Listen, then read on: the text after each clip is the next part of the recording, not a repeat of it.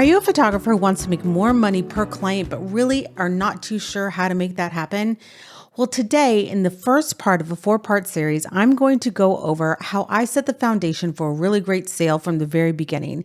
If this is something that you're interested in, I'm super glad that you've decided to join us on the Focal Points podcast brought to you by Enphoto. Welcome to Focal Points, an Enphoto podcast hosted by Dorie Howell. This is the place to be to learn how to build a photography business that you love. I am a firm believer in the fact that the sales process does not have to be that complicated. And so many people out there are telling us that it takes lots of steps and lots of meetings and lots of connection points with your clients. And that's fine if that's the way that you want to run your business. But I know for a fact, and talking to hundreds and thousands of photographers, that isn't how you want to run your business. So how can you be more profitable in your business, offer products that you love without feeling salesy or pushy? Well, this is the first of a 4-part series that we are going to go over what I've been doing in my studio for the past decade that has allowed me to have consistent 4- and 5-figure sales and also allowed my clients to love what I do and come back for more. So we are going to get started with part 1. I fully believe the sales process to have a successful sale at the end of the session process means that you need to set up the foundations from the beginning. It all starts from this point. And that's why I believe it's so very important. Some people call this the discovery call phase. Some people call this the consultation phase. It doesn't matter to me if you set it up in person, on the phone, through an online questionnaire. To me, the actual logistics isn't important as it is as doing these 3 things from the very beginning. Now, you're probably familiar with The Sound of Music, and you're probably familiar with the song Do Re Mi, right?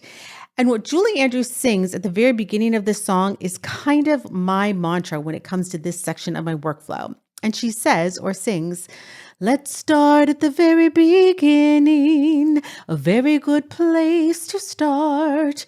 When you read, you begin with A, B, C. When you sing, you begin with Do, Re, Mi, Do, Re, Mi."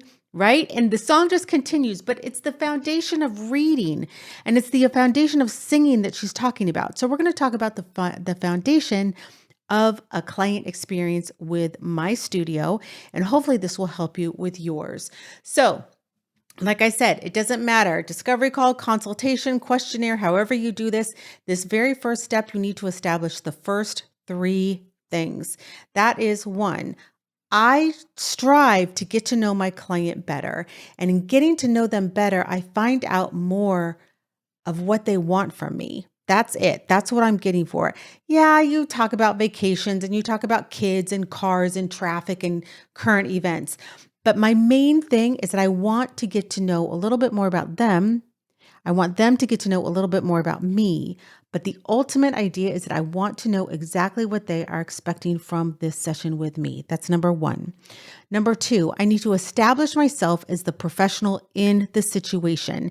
Sometimes we have clients coming in, and maybe a lot of times in your studio, who might give you the impression that they think they know how this is supposed to work, and they think they know more than you know. You need to establish yourself as the professional and the expert right away.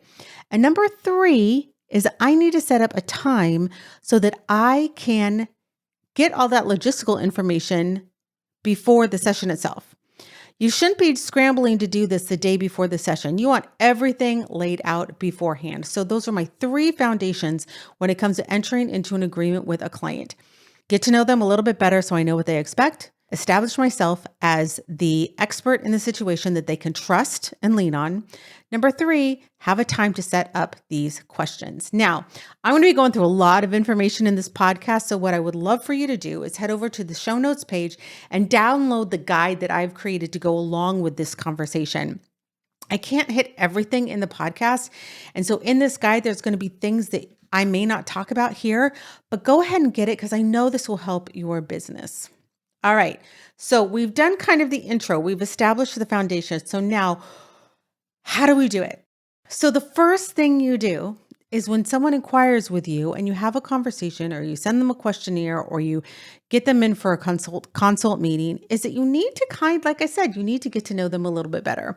And the easiest way to do that is to establish some ways to have a little bit of small talk. Small talk does not sound exciting. Most people think they don't have time for it. They don't want to be a part of it. But let me tell you, it can be very, very eye-opening into the idea of what your clients want to do with you.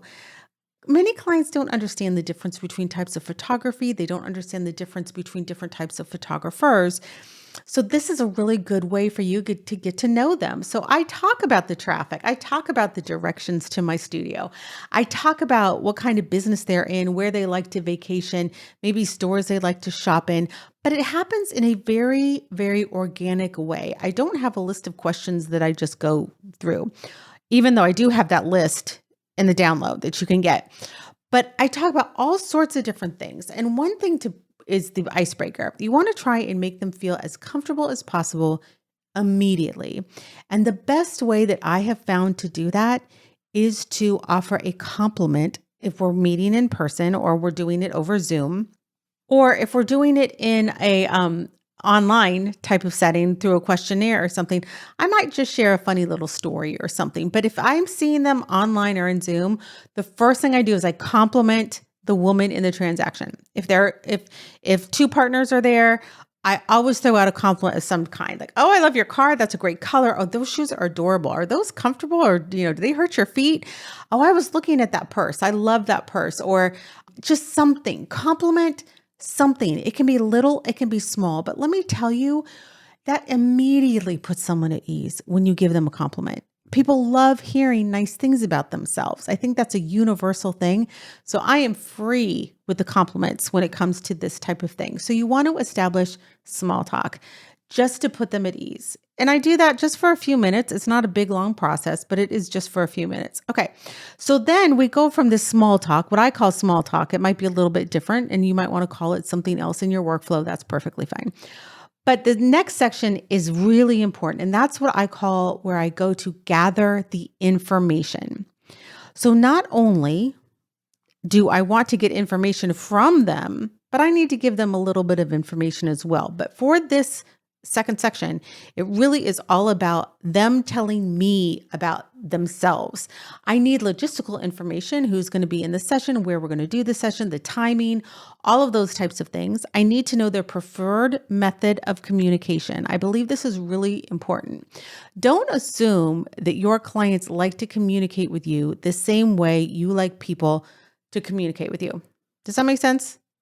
Some clients still want email. Some clients prefer text messaging. Some clients want you to call them. Finding out their preferred way of communication just shows respect for them as a person, and people appreciate that. Now, that doesn't mean that your preferred way or their preferred way needs to be your preferred way.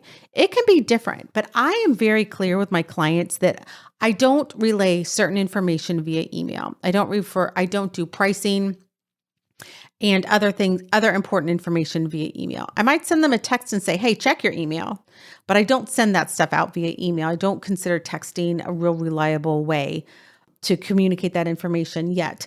But I let them know what I like, and then I find out from them what they like. And then I try and honor that and make a note of that in the system. But then I have 3 questions that I really, really want to know from them. So again, get the download if you haven't gotten it yet, so you can have this with a little bit more information. Number 1, have they looked at my website? You would be surprised how many people have not looked at my website when they call me to book. It's shocking how many people have not looked at my website. So I always say, "Hey, are you near a computer? Can you take a look at it? Do these images look like what you're looking for?"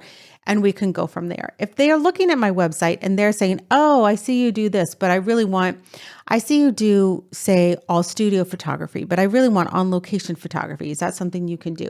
And the thing is clients don't always notice that there is a different skill set with those different types of genres, right? Then the next question that I ask them, which is so eye-opening almost every single time, is I ask them if they've hired a professional photographer before. If I'm working with young families, usually they say, "Yes, we had one for our wedding." So we know that they have certain expectations based on their experience with their wedding photographer. Well, portrait photography is a little bit different, so you might need to address a few things there.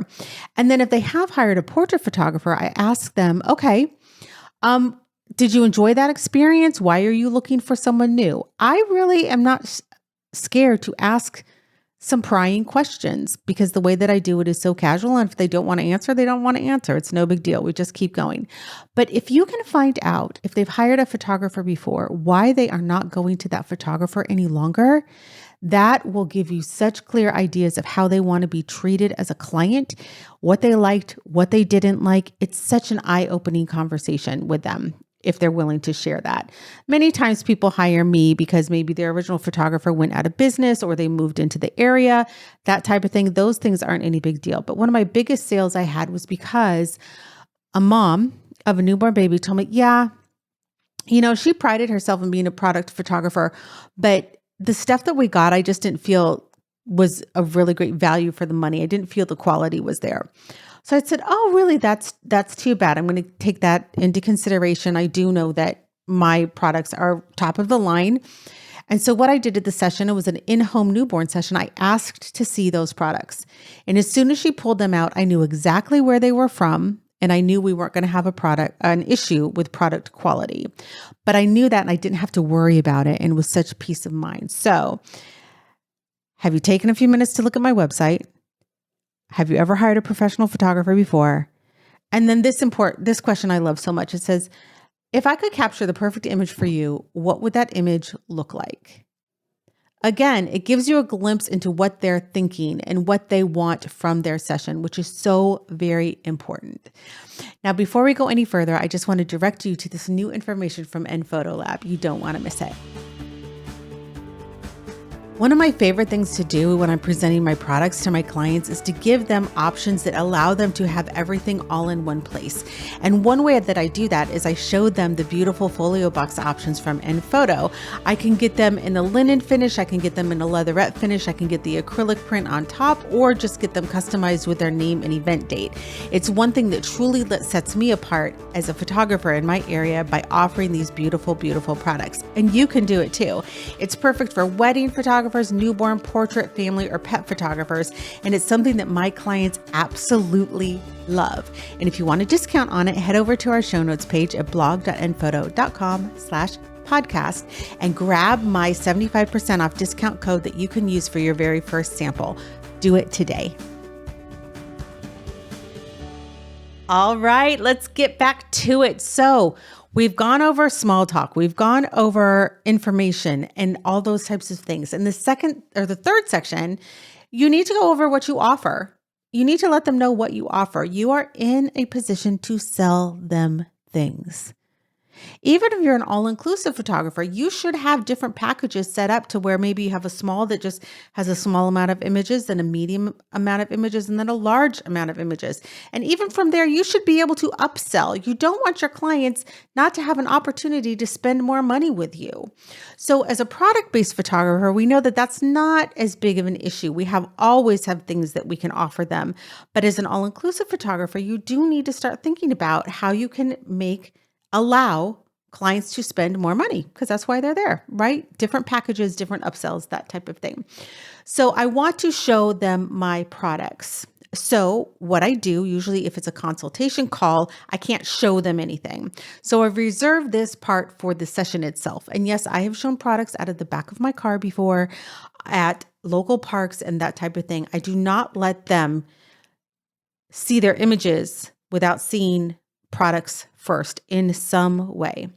I also have a hidden page on my website that I send out that allows them to see the products that I offer.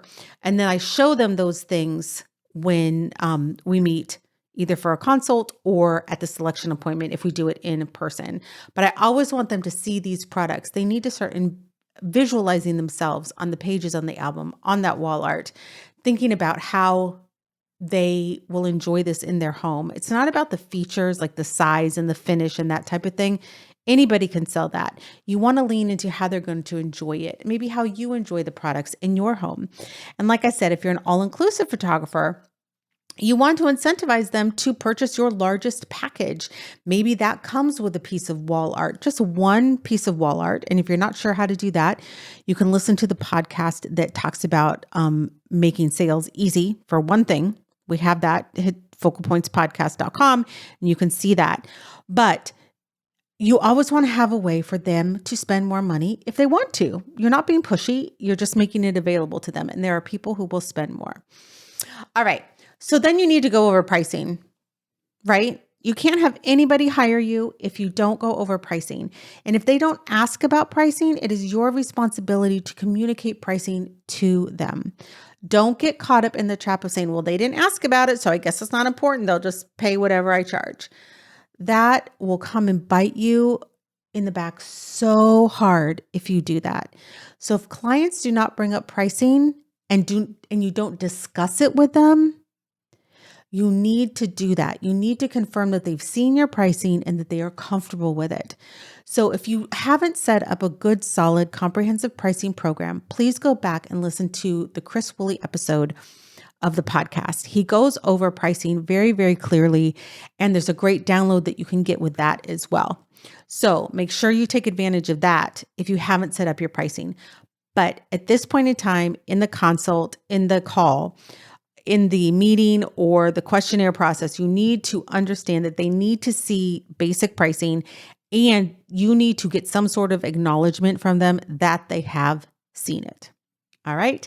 Then this is the fun part. It's you process and you book the people. If they haven't booked you yet, I usually don't go into a ton of real specific details as far as clothing and all that kind of stuff until I have money in hand, because then I'm actually on the clock and I'm working. But now they want to book. They love what you're doing and you assume that they want to book, right? But what if they haven't yet? What if they're still going back and forth? So here are 3 questions that you can ask. How does all this sound? We've gone over all this information. How does all this sound? Then we say, oh, this sounds really, really great. Sounds awesome. It's exactly what I'm looking for. Awesome. The next question is, do you have any further questions? They might say, yeah, how did the digital files work again? Or what are the products? Or nope, I'm good. Here's the thing. At this point in time, just because they ask a question doesn't mean they're not going to hire you. It just means that they need clarification on something that you've discussed. All right. And then third, you have to ask for the booking. Don't assume that they know what to do. Because what's going to happen is you'll get to the end, and if you don't ask this question, this is what you're going to hear. Awkward. Don't let that happen. Ask them if they're ready to book. If the answer to those first 2 questions, how does this sound and do you have any further questions? If the answer has been positive and you get to, would you like to go ahead and book? And they say no, they lied when they answered the first 2 questions. And I know we don't want to call clients liars, but that's really what it is. Because yes, they do have questions, or it doesn't sound good, or it's not good enough for them ready to book at this time. So if the answer is yes, awesome, book. And I always say, when they say yes, get the credit card number. No matter where it is, get the credit card number. If I'm on the phone with them, if I'm in person, I will get it right then and there. If it is if I'm going back and forth via email, I will send that immediately. You want to get that as soon as possible. All right. Or I might even say, when can I call you so we can complete the booking process, and then call them and get the credit card on the phone. Because we know life happens, people get busy, people change their mind. And the more time that goes between the yes, they want to book and the time you actually get that money in hand, a lot can happen. So you want to get that as soon as possible. So what if they come back and say, no, I'm not really ready to book? Wah, wah. Okay. Then you go back to the first 2 questions. Are there any questions that I haven't answered for you? You said this all sounded good, which is great. I'm super excited to work with you. What other information do you need from me? You don't want to sound like the pushy car salesman. Please don't say, well, what do I have to do to get you to book today? That sounds like you're trying to get someone's like, what can we do to get you in this car today so you can drive off the lot? Like, no, no, no, no, no. That's not what we're trying to do. We're just really trying to help them to answer those questions. We're going to have a future episode about overcoming objections because this is a real sticking point with a lot of people. So don't worry. I'm going to leave you hanging for just a little bit, but it's coming. I promise. But you try and get their money right away when it comes to this. And it's not a matter because you need the money. It's a matter of just that gets them committed. If they say, yes, they love everything, but they can't pay you for a week and a half, don't count on that money until it actually shows up in your account. Don't future forecast that and say, oh yeah, that's coming, and depend on that because who knows what's going to happen there, right? So I usually will follow up with some information on our phone call if they say no or they need to think about it. I don't mind sending a follow-up email, just kind of outlining everything. One thing I have found, if they need to talk with their husband, I always offer, this is what I usually say. I totally understand that this is a big decision and he should be a part of it. I want to let that person know that I understand what it means to have to go back and just run something by a spouse. I have to do that in my relationship. We have certain spending thresholds, and if I want to spend above it, then I need to kind of talk to him about it. It's not a no. It just means I need to talk to him about it, right? It's a matter of respect within my relationship. So what I always say, or always what I don't want to do with a client, is put them in the position of having to sell this to their significant other because they're never going to be able to sell it like you can. So I always offer, I say something to the effect of, I totally understand that you want to run this by that person. I think that's great. I have to do the same thing with my husband, right? Insert that I can relate. I said, would it make sense if maybe I got on a phone call with them and I could explain this? Because I know that there's a lot of information here that maybe you don't know answers to or questions that they may have that you don't know how to answer. And I'm happy to do that. Many times the answer to that is no, and that's okay. But at least I've let myself become available to them, which is part of being the trusted expert that we talked about at the beginning of this podcast. So that really is my ideas and my thought process when it comes to everything that needs to happen before a session. It's super important to lay this foundation. Think like Julie Andrews. When you sing, you begin with do, re, mi. When you book a session, you begin with those 3 questions. And they are, remember, you want to develop a rapport with them. You want to establish yourself as the expert, and you want to establish some time so that you can get to know them and communicate all the intricacies of how to work with you in a more effective way. That's my 3 tips for laying this foundation. So again, head to focalpointspodcast.com to get your show notes. And also be sure and get your 75% off sample from Enphoto. The albums are beautiful. You won't be disappointed. I'm so glad you joined me today, and we will see you next time on the Focal Points podcast. Thank you for joining us today. Don't forget to head over to the show notes page at blog.enphoto.com/podcast. That's blog.enphoto.com/podcast. Get the download for this program and link to a wonderful, wonderful 75% off special for your first sample order from Enphoto. You don't want to miss it.